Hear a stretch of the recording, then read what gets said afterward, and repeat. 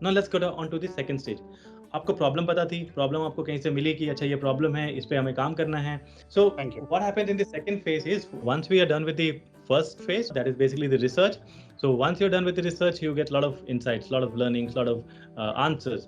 And what you generally then after this you do is like then start giving the meaning to that insights. So your learning हुई है, like whatever learning you have got in the first stage, you try to make it in a presentable format so that other people in your team, like who will also like work later on, like work with you, and also the other teams like the marketing team, the business team, the technical team, the dev team, and project management team, product management team. So everyone, like there are like a lot of different teams involved in the process. So what happens is that if you'll give them the raw data that you got from the research, it will not, they won't be able to make out meaning of those research, of the insights and all. So that's why what we do is like we present that research data in a right format, in a meaningful format, so that that data becomes useful, and data later on helps in making the right decisions for the product. So that is what we do in this second stage. So what we're trying to do is like we're trying to present the learnings, present the data from the research in the second stage. Okay, and how does it help? So basically it helps in what? So once you have the data, then you are able to define the real problem statement. Isse pehle, like before this, what you had was like some statement given by some person in your team, or like or the manager or the business owner. But here, once you have validated that yes, there is a real problem, then you come and like define the real problem statement. And along with that, you also refine what is the objective of the entire project or the product, what you are doing actually. Okay, so objective of that, you define that. And then along with that, you also define the value proposition. Because in the previous phase, what you did, like you did comparative analysis, you tried to understood the real need and what other players were doing in the market and so on. So then you start defining what would be your value prop. So basically how uniquely you would be like presenting your services and the product. Okay, and also along with that, you follow a method called a SWOT analysis, where you try to list on like what are your weaknesses, what are your strengths, and what are the opportunities and so on. So basically check on yourself.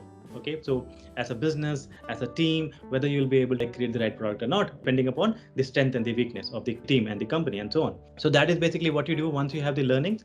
And along with that, you also conduct a lot of workshops in this phase with these stakeholders, that is basically the different teams. That helps in defining the complete business roadmap and the product roadmap. Business roadmap, why do we need that?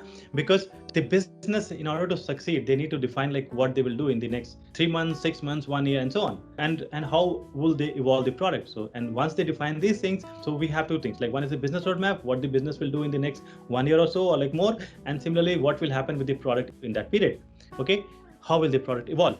So we define the roadmaps also. And along with that, in order to make the data presentable and understandable so that the other people also can understand, so we create different artifacts.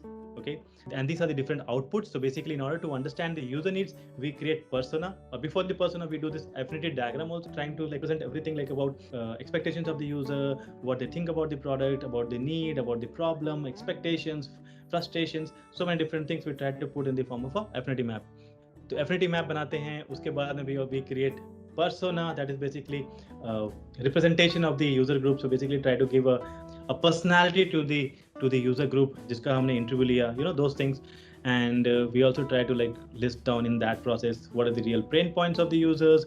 उसके बाद में we also do user stories, write user stories, user की पूरी journey mapping करते हैं कि like what is the journey that the user takes, like before buying the product, when buying the product, and after buying the product. ये पूरा mapping करते हैं, and इसमें user journey mapping करते हैं. तो इसको we can call it as like user journey mapping or like experience mapping. Both are kind of like same thing. And we also try to define what are the different 5 W's and 1 H. So basically we try to ask like a lot of questions, or put basically when working in the team ideation and all. So we say like how will the product solve the problem, the 5 W's and 1 H to question about what the product will actually do. And similarly, when we are defining these things, we also define what would judge or what would validate the success of the entire project. Okay, what would be the key metrics, what are the KPIs of the different teams. Okay, so those things we try to like present in this second phase. And here, that's why like you see this, what we're doing in this phase is giving meaning to insights collected from research. So research से हमने जो भी सीखा, जो भी हमने समझा, we try to present that here in this second stage or the phase. So in this, we create this empathy map. Empathy map is what? It's an efficient tool used by designers to understand user behavior and visually communicate the findings to colleagues for a shared understanding of user needs. We'll understand about these things in the later sessions, but empathy map बनाते हैं. Just understand that there's something called as empathy map. क्या है and how it is made, what does it mean? I will explain that in details. Okay. Today's session is all about, like the high overview of the entire UX process, because this process is what we'll follow in the next session. So एक empathy map कुछ होता है, we will make that. Then there's something called as persona, that is fictional representation of the ideal user कि किसके लिए product बना रहे हो. You need to understand that. So persona भी हम बनाएंगे, like we'll work together, and then create the persona. And in the live session only, in this class only, like I'll show you like how to make. I'll take a challenge myself, and then we'll start like showing how to create each and every artifact. Okay, so persona बनाते हैं हम. उसके बाद में हम और भी बहुत सारी चीजें करते हैं. फिर हम उसमें एक चीज होती है जिसको हम बोलते हैं टास्क एनालिसिस, कि एक user if is on your app और the product, like what is the flow, क्या होगा उसका अगर if is there to like achieve some goal, what will be that, and what are the different task that the user can do on the app और the solution or the product. Okay, so we'll understand those things. Don't worry if you're not getting this now, but just understand that these are the few things that's there, different activities that we perform, like in different stages. फिर user journey mapping बनाते हैं. So I had shown you that graph like user journey mapping in my previous class. So the same thing we use to create an empathy map or basically user journey map. तो वो भी हम समझेंगे. So these are the few things we did in the second stage. So basically understanding कि what were the learnings from the research, and also like we try to present that research in a meaningful format so that the other teams could also like understand. Okay, so that was the second phase or the stage. And now comes the third stage, that is basically the ideation and the design. Till the second stage, what you have is like you have complete understanding of what you're working on, what is the real problem statement, and that too you validated that whether that there is a real need of that solution or not, because you did the research, you talked to the research, understood the problem, and so on. So once you are 100% sure that yes, there is a need of that product, you go on to the next stage and start doing the ideation. So basically ideation, it's also called as like design thinking, wherein you call people from representatives from different teams together and then start ideating, discussing about like what the solution should be, how should you approach this solution, what should be the process, and what all should be like included in the solution. So a lot of thinking goes into that, and everyone like from the product management team, from the business team, from the marketing team, from the design team, technical team, everybody, some representative from everybody is involved in this process. Okay, so these are the few things that we do. So basically we start with the brainstorming. We try to like come up with a lot of big ideas, vague ideas, out of the box ideas. And once we have many ideas, what we do is like we finalize like few of the ideas and then do voting for that, like whichever idea most people select, we select that, and then we continue with the next process or the next steps. And this is basically once you have finalized one idea out of many ideas that you get in this kind of sessions. So you select that and then you start doing the storyboarding, then you start creating the scenarios. Okay, so like the user comes and he does like certain things, then what happens, and if he does something else, then what should be the journey of the user. So we try to define different scenarios, and then later on this scenarios helps in designing this solution. Okay, along with that we also define what all features should be included in the product, right? And then we also do like a lot of sketching in order to show like what should be the journey of the user, what should be like design. And we also create the information architecture, basically how the information should be arranged in the entire application, what should be the flow of the information. And then we actually start doing sketching, wireframing, and all those things, like rough sketch and rough ideation. And that's basically this journey and the screen flow and so on. So basically that is what we do in the brainstorming session. And along with that, in the session, we also prioritize, we also do the planning. Suppose you come up with 10 use cases, and out of that, like since like there might be like small team, you won't be able to like include everything in the first phase itself. So how should you design, or like what you should include in the first phase? So basically what you do is like you prioritize. Okay, so in the first MVP or the minimum viable product, we'll include only 5 use cases, and the next 2 would be included in the next phase, and the others would be included in the third phase. So basically you prioritize like what should be included in different stages. And similarly, you define the complete roadmap, basically defining the timeline. Okay, so like the first phase of the product will be released in like 3 months, the second should be released in like fourth month from now, then fifth month from now, and so on. So basically, we define the timeline, the roadmap, and also how many people should work on the project. 2 people, 10 people, 20 people, again depending upon the complexity and the need of the project. So you try to do the resource allocation, budgeting, buying of this tools, software, hardware, those things, you try to do that. But you are not solely responsible for this since you're a UX designer. But again, having an understanding of like what happens in this stage, I think will really help you. So here what we're doing is in this stage is brainstorm different possible solutions. So in the ideation, a lot of people are involved and they brainstorm to find the right solution. Okay, so we have this storyboard. Storyboard looks something like this. So when you have the screens, the screens define like, okay, story in the form of story, or the frames wherein like we say like what's happening screen by screen. So that is what we try to do in storyboard. And similarly, information architecture is basically how the information should be placed in the solution. And use cases are basically would be the journey of the user depending upon different cases or the flows or the needs and so on. That is use cases and scenarios. And screen flows is basically the actual flow of the journey of the user. So screen 1, he comes, he lands, he sees a splash page. The second screen, he sees a register or login page. After that, he registers, goes to the dashboard. After the dashboard, he gets like 5 options. And if he starts with the first journey, then he goes to the payment page, makes the payment. If he starts with the second journey, it could be the shop journey. So basically, we try to present everything in the form of screens, stitching together, like directing and showing like what are the different journeys. Okay, so that is what we try to do with the help of screen flows. So that is the third stage. Now we get on to the fourth stage. In the fourth stage, what happens is, since we have complete understanding of, so we try creating the prototype. Means like what the idea is selected in the previous stage, we try to give it the right shape and the experience.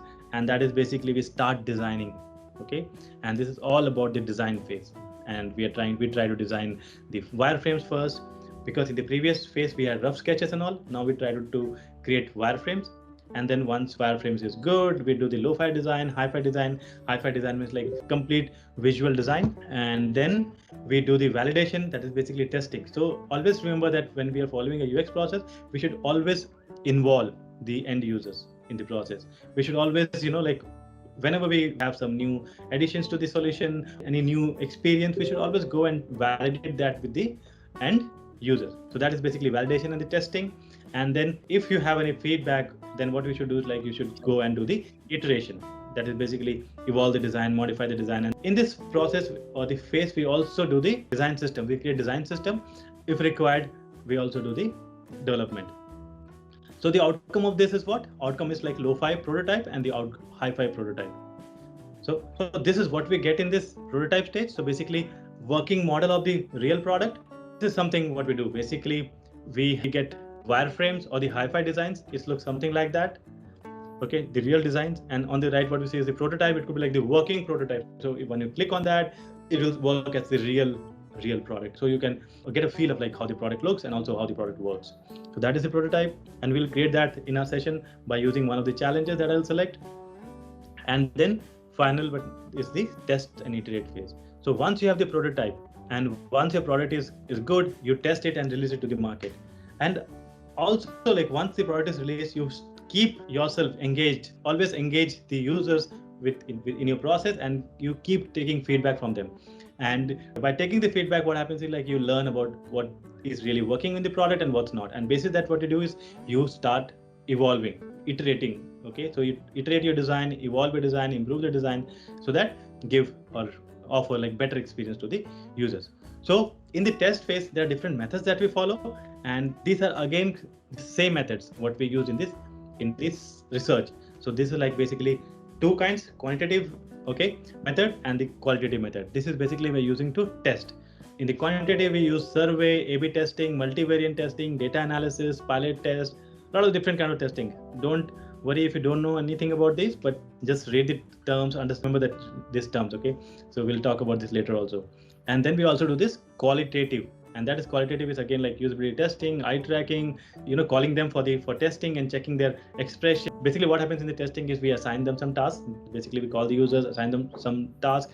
The user are supposed to work on those tasks, and what we do is we record the session, and we try to observe whether the user is able to achieve the goal or whatever the task they have been given, are they able to complete that task and so on. Because a lot of things you learn when you observe the users. Also by doing the eye tracking, there are different applications that checks the emotion of the face and so on. So basically we use these tools to get the real insights about the users, and that really helps in getting the right feedback, and then it helps in improving the product. Okay, so this is the complete process, UX process, that will follow in our sessions, in our workshop. There are other things also. Basically we keep doing the market validation, we do the working on benchmarking our product with the other products in the market, and then as and when company continue evolving the product, you also evolve your roadmap. Cool. So this is the process. Let's skip this, we'll talk it later. Okay, so that was one process that I talked about. Okay, so basically there are different companies who follows different processes. Okay, so there is this British Design Council who has their own model, own method, own process, and it is called as double diamond process. Okay, in this what happens, they have divided the UX process into 4 stages. It starts with discovery, and discovery is similar to the research that I showed in my process, and then they define whatever insights they get, they define in different format, then they ideate, they develop that is basically the prototype, and then they deliver it to the market. It's the same process, but the representation is different. There are only 4 stages here. Okay, and similarly there's another method called as human-centered design process, and what they have is they have divided that complete process into 3 stages. So you can follow any of these, or you can create your own process, but the core is that you should always involve the user in your process.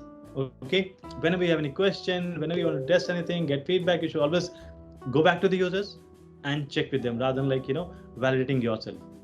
And this is another method, Stanford D School design thinking process. This is called as design thinking process. So here what you do is you empathize, define, ideate, prototype, and test. Cool. So this is the process. We'll follow our process, but these are other popular processes, and I thought you should be aware of this process. So understand we have double diamond process, okay, and we also have HCD process, that is human-centered design process, along with Stanford D School design thinking process. Just understand these things. So any questions still here? Okay, Ash. Good. Yeah. So I just want to ask that what kind of tools we use for user research?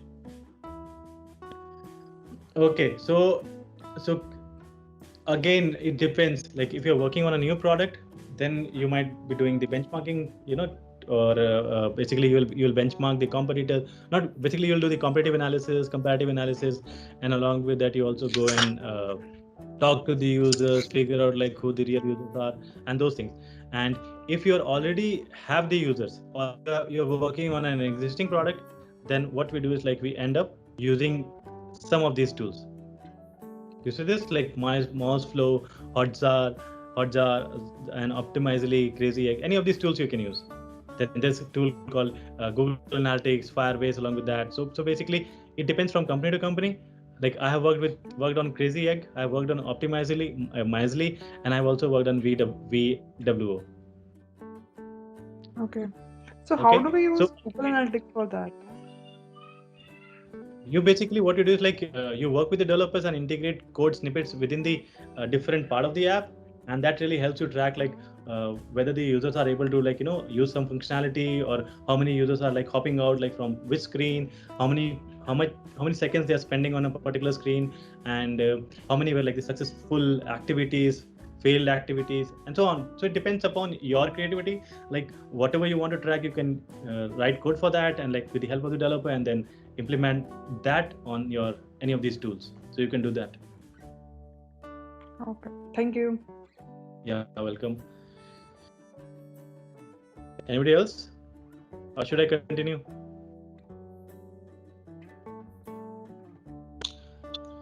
So this is Ahad for design thinking, right?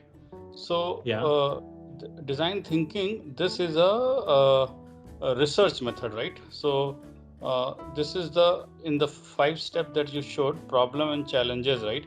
So or research and challenges, right? So is it fair enough to say that design thinking will be used there just to understand the user and define the problem? Can I say in that way, or this what you said is this is another representation of the same thing as a process fully? It's another representation of the same thing. Again, some people use this design thinking process as a UX process, collaborative thinking as a UX process, and then helping, because it also does the same thing. What you do is like you're doing empathizing. You're basically trying to understand what is the problem of the user. Okay, so once you have the problem, you do search, you try to understand the real problem, talk to them, and all those things. So basically, you try to understand that by empathizing with the users, and then once you understood like what is the problem, you'd go and like do the ideation. That is basically, again, as I said in my process, that you try doing this brainstorming, okay, and to create or find the solutions, and then the prototype and the test. It's the same thing basically, whether it's a like 4-step process, 5-step process, or as I also say, like you can create your 10-step process also. It's all okay, because it does the same thing. The core is, again, involve the users in the process, because till the time you won't involve the users, you won't have a complete understanding what you're working on, what is the user's problem. And until the time you don't have the right understanding of the problem, you will never be able to create the perfect product. So use design thinking, use other double diamond methods or whatever methods. It's all good. The core is understanding the user and solving the problem. So Manu, this is Ahad again. So if I have to just rephrase, empathize is a step where we understand the business objective, and we also understand who is my customer. Two things: I understand business objective, my customer. So that is step one. How do you understand that? How do you have understanding of that?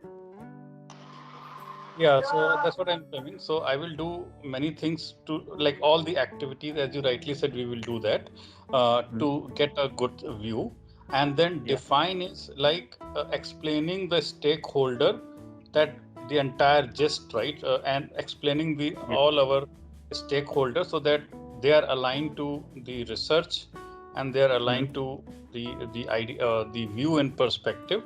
Once the stakeholder are aligned, so that is defined, then I do the workshops and all those things in Ideate, again with stakeholders and with customers, so that we get a lot of ideas. And then we do prototypes, and then we test it, so that finally our customer and our business both are aligned, and the problems is effectively solved, right? Yes. Yeah, okay. It's the same thing. It's the same thing. So again, like if I go back to the previous slide, you see this. The on the right that you have is like HCD, that is the IDEO design thinking process, or basically human-centered design process. It also does the same thing, but it's a 3-step process. So inspiration is basically you understand the problem, then you do the research, then you conduct the interviews and all with this, basically all the research methods. And once you have that, what you do is like you start ideating. So basically you present the insights in the right formats, and then do the ideation, the brainstorming session, workshops and all. And once you have that, what you do is like you start doing the design. And once you have done the design, what you do is like you test it and all those things, and then you put it to the market. So at each process does the same thing, but it's all about, different companies following the different processes. Yeah, thank you. You're welcome. Anybody else? I have a question. Hi, I am Aman. Okay, so like there is another thing known as design sprint by Jake Knapp. So is it like similar to this processes? Yeah, like it is like the another method of same thing. Okay, so let me do one thing. So basically, sprint, you understand, it is basically what you do is like you break the entire like project into like small parts, and then you work on that. So I think like me, because design thinking is an important topic, I'll include that design sprint in another session when I'm actually doing the design part. Okay. Because this is an important part, and I think like you should be aware of like what design sprint is and how does the team plan this design sprint and execute that. I think I'll keep this topic. I'll make a note of this and we'll include that in my another session. Okay, fine? Sure. Yeah, very nice. So keep asking this kind of questions, because I was not thinking of including this design thinking in my sessions, but now I'll include, because yes, this is an important part. And like when you'll go out for interview, the interviewer, they generally ask this question. So I'll try to include these things also in these sessions. Okay, so let me continue, and then later on, like after the end of the session, you can ask me as many questions as you want.